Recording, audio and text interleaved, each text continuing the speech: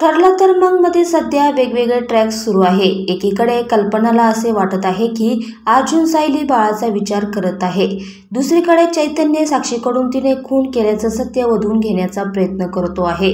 तर तिसरीकडे नागराज आणि प्रिया यांनी एक बेवारस मृतदेह मिळवला आहे आणि त्यांना तो मृतदेह प्रतिमाचा असल्याचं रविराजला पटवून द्यायचं आहे, जेणेकरून तो प्रतिमाचा शोध सुरू ठेवणार नाही। आजच्या एपिसोडमध्ये दाखवण्यात आले आहे की प्रतिमाचा शोध घेणाऱ्या पोलिसांना प्रिया खोट्या नावाने फोन करते आणि सांगते की तिला मृतदेह सापडला आहे।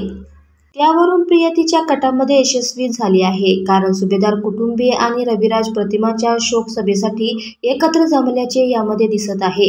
त्यामुळे तो मृतदेह प्रतिमाचा असल्याची खात्री रविराजला पटली असावी। रविराज प्रतिमाच्या फोटोला हार घालत असतो आणि त्यावेळी सायली तिथे येते।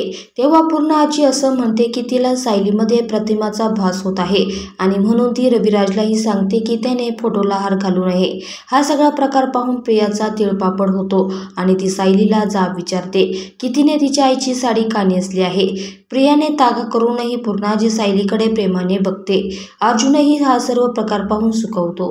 ठरलं तर मगच्या महा एपिसोडचा हा प्रोमो सोशल मीडियावर चांगलाच व्हायरल झाला आहे। सायलीच खरी तन्वी असल्याचे आणि प्रतिमा जिवंत असल्याचे सत्य आता तरी समोर येणार का, असा प्रश्न प्रेक्षकांना पडला आहे।